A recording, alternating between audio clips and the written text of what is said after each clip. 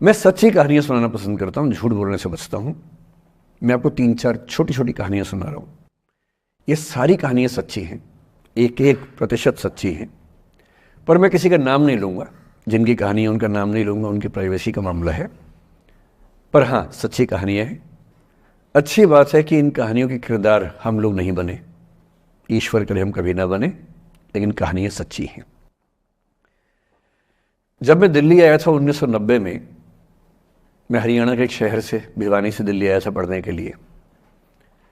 मेरे dream college में हंसराज भी एक था, पर मेरा संयुक्त से मेरा एडमिशन जाकिर हुसैन में हुआ। मेरे अंक ठीक थे, यहाँ हो सकता था, पर मैं तो नई दिल्ली स्टेशन पे उतरा, बाहर निकला, पता लगा वहीं एक कॉलेज है, वहीं एडमिशन ले लिया मैंने। तो लोगों ने कहा कि यार कैंपस बड़ा अच्छा होता है। मैंने यार क्या फ़र्क पड़ता है, कॉलेज कॉलेज होता है, छंडो, यही छंडो में सिखाने आया हूँ आप लोगों को। ठीक है, स्टेशन से निकले वहीं कॉलेज है, मैंने घर जाना होगा तो आराम से कॉलेज से निकल जाएंगे, क्या रखा है कैंपस में। पर मेरा एक दोस्त जो मेरे साथ ही आया था उसी शहर से, उसने एडमिशन हंसराज कॉलेज में लिया। मैं और वो स्कूल के डिबेटर्स थे, डिबेटिंग में हम लोग स्कूल टाइम से काफ़ी एक्टिव थे। डीयू में आए तो यहाँ भी एक्टिव रहे। डीयू में मैंने करीब 5 साल डिबेटिंग की और मेरा ख्याल है कि लगभग 300-400 डिबेट्स मैंने जीती होंगी डीयू में, कुछ हारी भी होंगी, लेकिन मैंने खूब डिबेट, वो मेरा दरअसल दाना पानी था, रोजी रोटी मेरी वही थी कॉलेज के दिनों में। घर से पैसे मैं लेता नहीं था, मिलते भी नहीं थे, देना क्या था, ऐसी स्थिति भी नहीं थी उस समय मेरे घर में कि मिल सके। तो डिबेटिंग मेरा रोजगार था, एम्प्लॉयमेंट था मेरा, उससे काम चल जाता था आराम से। उसका भी चल जाता था, वो हंसराज से था, मैं जाकिर हुसैन से था। हम खूब डिबेट से मिलते थे। अक्सर ट्रॉफी या तो हम जीते थे या वो जीतता था, कोई भी जीते रूम पे ही आती थी, क्योंकि हम रूममेट्स थे, एक साथ ही रहते थे। वो मुझसे योग्यताओं के मामले में 21 था, बल्कि अगर वो 21 था तो मैं 15 ही रहा हूँगा या 12 रहा हूँगा, 22 या 21 तो नहीं रहा हूँगा, मुझसे बेहतर था योग्यताओं में, बड़ा अच्छा व्यक्ति था। ग्रेजुएशन के बाद मैंने एमए हिंदी साहित्य में एडमिशन लिया, जबकि बीए ऑनर्स हिस्ट्री में किया था मैंने। उसने तय किया कि वो कुछ और करेगा, प्रोफेशनल कोर्स करेगा, नौकरी करेगा, तो वो चला गया दिल्ली से। मैं दिल्ली में रहा। फिर मैं एमए के बाद तैयारी करने लगा यूपीएससी की। तब तक मैं यूजीसी जेआरएफ कर चुका था। पहला अटेम्प्ट दिया, प्रीलिम्स हो गया। मेंस मेरा 96 के मेंस की बात कर रहा हूँ, मेंस शुरू होने वाला था, 2 दिन रह गए थे। करीब 10 दिन पहले वो मेरे पास आया हुआ था दिल्ली में, मिलजुल के अच्छे से बात करके गया था। उन दिनों उसका एक प्रेम संबंध कहीं हमारी ही एक मित्र के साथ चल रहा था। हम सब दोस्त थे, तो उनमें से 2 लोगों का आपस में का अफेयर था। मुझे नहीं पता क्या हुआ, लेकिन मेरे मेन एग्जाम से 2 दिन पहले रात को 12 बजे एक फ़ोन आया और ये बताया गया कि मेरे दोस्त ने फंदा लगा के अपनी जीवन लीला समाप्त कर ली है। वो दिल्ली से दूर था कहीं, और जिस व्यक्ति के बारे में मेरी राय ये थी कि उतना जीवट वाला व्यक्ति कोई हो नहीं सकता, जो जिंदगी से हार सकता ही नहीं, जिसके होने से कई लोग हमेशा जीता हुआ महसूस करते हैं, वो चुपचाप एक बंद कमरे में जिंदगी से हार गया। मैं आज तक नहीं समझ पाया कि ऐसा कैसे हुआ। बाद में टटोला, उसके पेरेंट्स से बात हुई, भाई से बात हुई, उन्होंने उसकी याद में एक सोशल वर्क शुरू किया ताकि किसी और बच्चे को ऐसा न करना पड़े। तो जो हल्का हल्का अनुमान हुआ वो है कि शायद कुछ ऐसा था रिलेशनशिप में जो नहीं संभल पाया था, और रिश्ता टूट ना जाए इसका दबाव बहुत ज़्यादा था, और वो दबाव झेल नहीं पाया। इस उम्र में ऐसा फेज आता है, कई बार आता है। ये एक कहानी है, हंसराज कॉलेज से ही जुड़ी है, इसलिए मैंने सोचा कि वहीं से बात शुरू करूं। नाम जैसा कि मैंने कहा मैं नहीं बताऊंगा, तो नाम बताने का मतलब भी नहीं। और वो जिसकी मैं कहानी सुना रहा हूँ, आप लोगों के जन्म से पहले की बात है। आप तो सब 21वीं सदी वाले बच्चे होंगे ना, जेन ज़ी होंगे आप सब लोग, तो ये तो बहुत पुरानी बात है। एक दूसरी कहानी सुनाता हूँ। मैं आपको 2-3 कहानियां सुनाऊंगा, फिर उन सबका सार निकाल लेंगे एक साथ हम लोग। दूसरी कहानी ये है कि जब मेरा सिलेक्शन हो गया 97 में, 96 अटेम्प्ट में पहली बार में मेरा सिलेक्शन हो गया था, मैं एक्सटेंशन लेके तैयारी कर रहा था और डीयू में मैं पढ़ा भी रहा था उस समय। तब मैं शायद डीएवी कॉलेज में था या अग्रसेन, मैं 2 जगह पढ़ा है डीयू में, तो उनमें से किसी कॉलेज में पढ़ा रहा था उस समय में। तो उस समय एक लाइब्रेरी है कैंपस में ही, सेंट्रल रेफरेंस लाइब्रेरी, आप जानते होंगे, CRL बोलते हैं, जो विवेकानंद जी की स्टैच्यू है उसके सामने ही वो लाइब्रेरी है। उस लाइब्रेरी में नीचे सब बैठ के पढ़ते हैं और टॉप फ्लोर पे रिसर्च फ्लोर है जहाँ MPhil PhD वाले बच्चे पढ़ते हैं। मैं उस समय शायद PhD कर रहा था या MPhil खत्म हुई थी, वहीं बैठता था, पढ़ता था रोज। कई दोस्त पढ़ते थे हम लोग वहाँ। हम सुबह 8 बजे लाइब्रेरी खुलते ही वहाँ घुसते थे, रात को 1 बजे निकलते थे लाइब्रेरी बंद होने के समय। तो वहाँ एक छत थी, छत पे छोटी सी कैंटीन थी जहाँ हम लोग जब जब बोर होते थे दिन में 3-4 बार जाके चाय पीते थे। चाय पी ली, बिस्किट खा लिया, थोड़ी गप्पे मार ली, वो सब वहाँ करते थे। तो वहाँ मेरे बहुत सारे दोस्त थे, उनमें से कई लोग अब बहुत सीनियर सिविल सर्वेंट्स हैं, कुछ लोग प्रोफेसर्स हैं डीयू में। 2 बच्चे थे मुझसे जूनियर, 3-4 साल जूनियर थे, बड़े प्यारे बच्चे थे।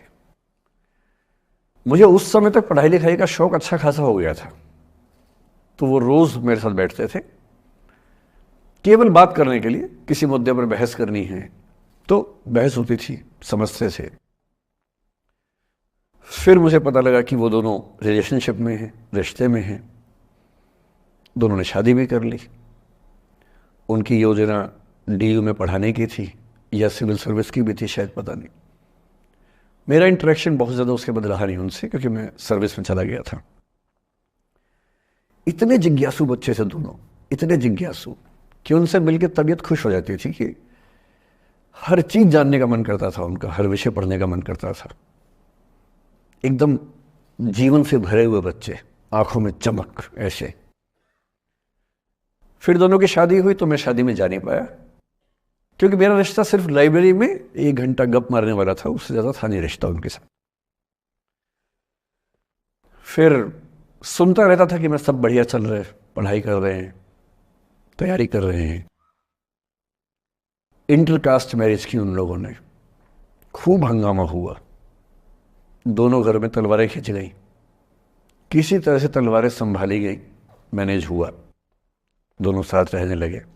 और फिर 3-4 साल के बाद एक दिन मैंने खबर सुनी कि उस बच्ची ने फंदा लगा के जीवन लीला समाप्त कर ली। ये बात भी दिल्ली विश्वविद्यालय की, ये उस दौर के सब लोग इस कहानी को जानते हैं। मेरे ख्याल से ये दोनों कहानी आपके प्रिंसिपल मैडम जानती होंगी, नहीं ध्यान कर पाएंगे तो मैं उनको जैसे नाम बोलूंगा अकेले में वो तुरंत समझ जाएंगे मैं किसकी बात कर रहा हूं।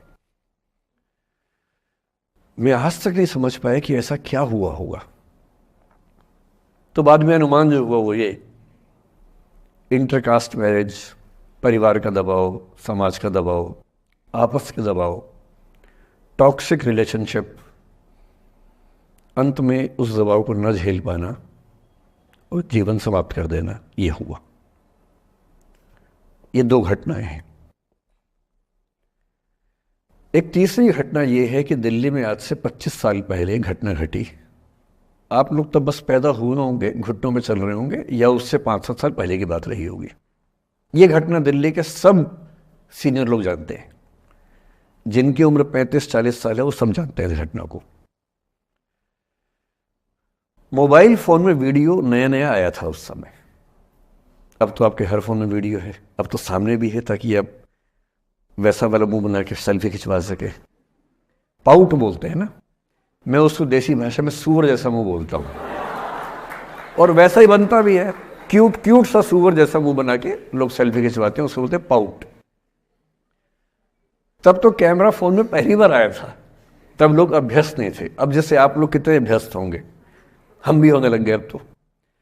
अब हम किसी से बात करते हैं तो हम ये एज्यूम करके चलते हैं कि उसने फोन में कुछ ना कुछ ऑन कर रखा होगा, या तो आवाज रिकॉर्ड करेगा या वीडियो बनाएगा। तुम कितने केयरफुल होकर बोलते हैं, कितने कॉन्शियस रहते हैं। और सर्विलांस सोसाइटी की सबसे बुरी बात यह है कि हम हमेशा चौकन्ने रहते हैं, हम सहज हो ही नहीं पाते। सहज रूप से 2 लोग बात कर लें, हो ही नहीं पाता। तो मैं तो अपने ऑफिस में कई बार ऐसा करता हूं, जब हम 3-4 लोग बैठते हैं इनफॉर्मल बातचीत के लिए, हम सब अपना अपना फोन कमरे के बाहर छोड़ के आ जाते हैं, फिर 2 घंटे बात करते हैं, इस भय से मुक्त होके कि कहीं कोई रिकॉर्ड तो नहीं कर रहा। ये हालत है आज की। उस जमाने में तो फोन थे। मोबाइल फोन आया था भारत में लगभग 1995 के आसपास पहली बार। बड़ा महंगा था, 16 रुपये प्रति मिनट इनकमिंग, 16 रुपये प्रति मिनट आउटगोइंग, ये रेट से उस समय। और फोन वो थे जिनसे आप कील भी ठोक सकते हैं, वैसे वाले फोन थे, बटन वाले फोन थे। नोकिया एक कंपनी थी, उसके फोन हुआ करते थे। उसके 4-5 साल के बाद क्या हुआ, पहली बार किसी कंपनी ने फोन में कैमरा लगा दिया। ये बात उस समय के लोग नहीं समझते थे। जब भी नई तकनीक आती है उसको समझने में टाइम लगता है। जो पहले समझते हैं फायदा उठा लेते हैं, जो थोड़ा लेट समझते हैं वो उसका नुकसान उठाते हैं। उस समय दिल्ली के एक प्रसिद्ध स्कूल में 11वीं-12वीं क्लास के 2 बच्चों में आपस में कोई रिलेशनशिप रही होगी। वो दोनों किसी ऐसी सिचुएशन में थे जो सिचुएशन बहुत ही प्राइवेट किस्म की थी, बहुत निजी किस्म की थी, जिसको पब्लिक नहीं कर सकते। कुछ फिजिकल रिलेशनशिप जैसा मामला था। उस दुष्ट लड़के ने लड़कों के इतिहास को कलंकित, लड़कों का इतिहास वैसे भी कलंकित ज्यादा है, उसे और कलंकित करते हुए उस पूरे सिचुएशन का वीडियो बना लिया। ऐसे मामलों में दुर्भाग्य है, मैं लड़का हूं इसलिए लड़के पवित्र थोड़ा ना हो जाएंगे। लड़का है, इतिहास कलंकित तो है, उसका वीडियो बना लिया और दुष्टता का चरम स्तर निभाते हुए वो वीडियो अपने एक दोस्त को शेयर कर दिया। ये कहे कि किसी और को दिखाना मत, जैसा कि होता है अफवाहों की दुनिया में। हर अफवाह एक व्यक्ति एक को ही बताता है, ये कहे कि किसी और को मत बताना, और अगला व्यक्ति भी अगले को यही कहे कि बोलता है किसी और को मत बताना। और इस तरह से पूरे शहर को खबर होती है और सबको लगता है कि सिर्फ मुझे पता है। वो वीडियो फैल गया। नए नए फोन आए थे, पर वो फोन कम लोगों के पास थे, कैमरे वाले फोन। तो फोन से कितना फैलता, ज्यादा नहीं फैला। लेकिन उस समय दिल्ली की एक कुख्यात मार्केट हुआ करती थी, पालिका बाजार, अभी भी है, पर तब वो कुछ और कामों के लिए कुख्यात हुआ करती थी। अब तो कपड़े मिलते हैं, तब कपड़ों के साथ कई चीजें और मिलती थी वहां। जैसे गंदी फिल्मों की सीडी चाहिए हो तो वहां मिलती थी, ग्रे मार्केट में, चोरी छिपे। इस वीडियो को सीडी में कन्वर्ट करके लोगों ने वहां से खरीदा, लाखों करोड़ों की संख्या में। नए नए टेलीविजन चैनल प्राइवेट आए थे, और प्राइवेट टीवी चैनल को खबरों की भूख इतनी होती है कि वो खबर के लिए जान दे सकता है और जान ले भी सकता है किसी की। 24 घंटे इस खबर पे, इस चीज पर खबरें चल रही थी सारे चैनल्स में, कि ये वो लड़का है जिसने ऐसा किया, ये वो लड़की है, ये वो स्कूल है, इस स्कूल की प्रिंसिपल से बात करेंगे, इससे बात करेंगे। वो जो बच्ची थी जिसकी इसमें कोई गलती नहीं थी, सिवाय इसके कि वो किसी एक लड़के से प्रेम करती थी, जो कि उस उम्र में बच्चे कर बैठते हैं। इसके लिए बहुत चिल्लपौनी मचानी चाहिए। बच्चों को आप हर बात पे अपराधी नहीं मान सकते। उस बच्चे की गलती सिर्फ इतनी थी कि उसने अपने दोस्त पे भरोसा किया, जो भरोसे के लायक था नहीं। वो नीच किस्म का व्यक्ति था जिसने उस संबंध की गरिमा को समझा नहीं। उस बच्ची के घर के बाहर 24 घंटे न्यूज चैनल से कैमरे खड़े रहे। घर से कोई भी निकले, 50 कैमरे पीछे। आप बताइए आपकी बेटी कैसी है, आप बताइए आपकी बहन कैसी है। अंत में उस पिता ने अपनी बच्ची को इस देश से बाहर भेज दिया। उसके कुछ दिन बाद की जो खबर टीवी चैनल से नहीं दिखाई, उसके पिता ने आत्महत्या कर ली। ये तीसरा इंसिडेंस है। ये सारी खबरें सच्ची बता रहा हूं मैं, इनमें से एक भी झूठ नहीं है। झूठी कहानियों से मोटिवेशन दिया जा सकता है, मैं जानता हूं, पर जब सच्ची कहानियां हैं तो मैं झूठ क्यों बोलूं? सारी सच्ची कहानियां बता रहा हूं मैं आपको। एक चौथी कहानी जो आप में से कई लोगों की होगी। मेरा एक स्टूडेंट है, सिविल सर्वेंट है, सीनियर लेवल पे है, करीब 40 साल का है। उसने आज तक शादी नहीं की। क्या उसकी शादी करने की इच्छा नहीं थी? पूरी इच्छा थी। फिर क्यों शादी नहीं की? भाई कुछ लोग तो होते हैं कि शादी करनी ही नहीं, कोई मिशन है। योगी जी है, मोदी जी है, ठीक है, उनका तो मिशन है। ममता जी है, उनका मिशन है। पर जिसका जीवन में ऐसा कोई मिशन नहीं है और जिसको प्रेम करने का मन भी करता हो, वो तो शादी करता है आमतौर पे। उसने शादी क्यों नहीं की जानते हैं? जब वो 25-26 की उम्र में था, जब वो मेरा विद्यार्थी भी था, एक दिन मेरे पास आके बोला कि सर एक बात करना चाहता हूँ। मुझसे मेरे स्टूडेंट्स ऐसी बातें खूब करते हैं पर्सनली आके, अब तो मैं टाइम कम दे पाता हूँ, पहले तो ये सब होता रहता था क्लास के अलावा। एकदम रोता हुआ आया, आंखों में आंसू भरे हुए बहुत सारे। अरे क्या हो गया भाई? तो फिर उसने किसी का नाम बताया कि सर वो है मेरी स्टूडेंट थी, कि सर उसके साथ रिलेशनशिप थी, उसने धोखा दिया है मुझे। अच्छा, धोखा देने वाली कहानियां मुझे बहुत अपील नहीं करती। मेरा मानना है कि दोनों पक्षों की गलतियां होती हैं। आपकी अगर अपने पर्सपेक्टिव से सोच सोच के धोखा करते रहते हैं, ऐसा थोड़ा ना होता है भाई। कुछ तो मजबूरियां रही होंगी, कोई यूं ही बेवफा नहीं होता, कुछ तो वजह होगी ना। आप थोड़ा उसकी वजह, उसका भी तो, उसकी कहानी भी तो सुनिए। और मैं जब जब दोनों कहानियां सुनता हूं मुझे लगता है कि मामला ग्रे है। आप किसी एक पे उंगली उठा ही नहीं सकते कि इसने ऐसा किया। दोनों की गलतियां होती हैं, ऐसा थोड़ा ना कि एक की होती है। बहरहाल इन भाई साहब को ऐसा लगा कि धोखा हो गया उनके साथ। तो मैंने कहा चलो कोई बात नहीं यार, हो गया तो हो गया, तू नहीं कोई और सही, ऐसा क्या है।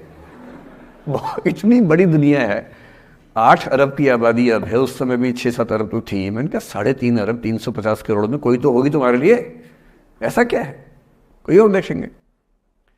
पर वो थोड़ा ज्यादा सेंटिमेंटल था उस समय। धीरे धीरे पता नहीं उसके मन में क्या बैठ गया, उसके मन में ये बैठा कि दुनिया की सारी लड़कियां धोखेबाज होती हैं। ऐसे मूर्खों की कमी नहीं है दुनिया में, ऐसे बहुत मूर्ख हैं। दर्शन की दुनिया में इसे अवैध सामान्यीकरण कहते हैं, इलिसिट जनरलाइजेशन। इसका मतलब बहुत छोटे सैंपल के बेस पे ये समझ लेना कि ये थियरी पूरे ब्रह्मांड पर लागू होती है। एक लड़की ने धोखा दिया, मान लीजिए धोखा दिया, धोखा इसने दिया कि उसने दिया कि किसी ने दिया, जो भी कहानी हो, एक सैंपल से ये मान लेना कि सब ऐसे होते हैं। और उसके बाद से उसने कम से कम 10 बार कोशिश की, 10 लोगों से मिला, बातचीत की शादी के लिए। डेटिंग तो क्या करेगा 40 की उम्र में, लेकिन हाँ बातचीत करके देखा कि शायद रुचियां मिल जाए, स्वभाव मिल जाए तो शादी के बारे में सोचें। हर बार 3-4-5 मीटिंग के बाद वापस हट जाता है। अब तो मैंने पूछना बंद कर दिया है। जब तक मैं पूछता था, बोलता था कि सर 3-4 मीटिंग के बाद लगता है कि ये भी वैसी ही है। मैंने कहा भूल जाओ भाई, उससे भूल जाओ, बात खत्म हो गई। उसके बच्चे घूम रहे हैं आजकल स्कूल में, अब तुम कम से कम शादी तो कर लो। वो भाई साहब आज तक अकेले हैं, और अब तो बाजार में मूल्य भी कम हो गया उनका, अब विकल्प भी ज़्यादा नहीं मिलते हैं। अब जो विकल्प मिल रहे हैं वहाँ उसकी रुचि और कम हो गई है। तो पूरी संभावना है कि वो जीवन अकेले ही गुजरेगा अब उसका। एक अंतिम एग्जाम्पल देके फिर मैं निष्कर्ष की तरफ बढ़ूंगा। मैं एक आईएएस ऑफिसर को जानता हूं, 2 आईपीएस को जानता हूं, बहुत योग्य लोग, देश के सबसे अच्छे संस्थाओं से पढ़े हुए लोग, प्रॉपर आईएएस प्रॉपर आईपीएस में नौकरी करने वाले लोग, और इन तीनों ने अपना जीवन समाप्त कर लिया नौकरी में रहते हुए। क्यों?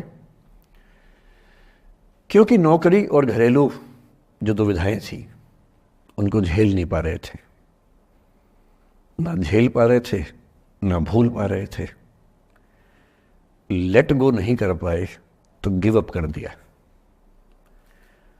और इसलिए मुझे अक्सर लगता है कि जितनी चीजें हम सिखाते हैं बच्चों को, हिस्ट्री, इकोनॉमिक्स, लिटरेचर, वो सब ठीक है, उनका भी महत्व है। शायद उससे ज़्यादा महत्व इस चीज़ का है कि ये समझें कि अपने इमोशंस को कैसे मैनेज करना है। जब जीवन में ऐसा लगे कि सब खत्म हो गया है, जब जीवन में लगे कि बहुत टॉक्सिक किस्म की लाइफ हो गई है, उससे बाहर कैसे निकलें, शायद ये सबसे महत्वपूर्ण लेसन होता है जो हम सबको सीखना चाहिए। मैंने कहीं से सीखा नहीं है, ना मैंने ऐसी किताबें पढ़ी हैं। हालांकि मैंने 2 किताबें मंगवाई हैं पिछले हफ्ते, पढ़ी नहीं है अभी तक, तो मैं किताबों के बेस पे नहीं जानता कैसे सीखते हैं, लेकिन जिंदगी से तुम सीख सकते हैं। इन कहानियों का सबका एक ही सार है, वजह अलग अलग है। एक व्यक्ति ने इसलिए अपना जीवन समाप्त किया कि वो रिश्ता उसके हाथ से छूट रहा था। एक ने इसलिए जीवन समाप्त किया कि ये रिश्ता बन गया था, पर समाज के दबाव, घर के दबाव मैनेज नहीं कर पाए। एक ने जिंदगी भर शादी नहीं की सिर्फ इसलिए कि वो पुरानी यादों को भूल नहीं पाया। अरे एक बार गलती हो गई तो हो गई, आगे तो संभावना जीवन में है भाई, क्यों इतना हावी रखना उसी से दिमाग के ऊपर। कुछ लोग देश की सबसे अच्छी नौकरी में होकर हर पैमाने पर सफलता की हर कसौटी पे खरा उतरने के बाद जीवन नहीं बचा पाए, क्योंकि दूसरों की नज़र में आप बहुत सफल हो जाए, अपनी नज़र में शून्य हो, तो फिर जीवन कैसे बने, जीवन कैसे बचे। इन सारी कहानियों का मूल भाव एक ही है, अगर आप खुद को हैंडल नहीं कर सकते तो दुनिया को क्या हैंडल करेंगे। दुनिया को हैंडल करने से पहले खुद को हैंडल करना सीखना पड़ता है, और उसका सबसे आसान जो रामबाण उपाय है उसको बोलते हैं द आर्ट ऑफ लेटिंग गो। जाने दो। वो अफसाना जिसे अंजाम तक लाना न हो मुमकिन, उसे एक खूबसूरत मोड़ देकर छोड़ना अच्छा।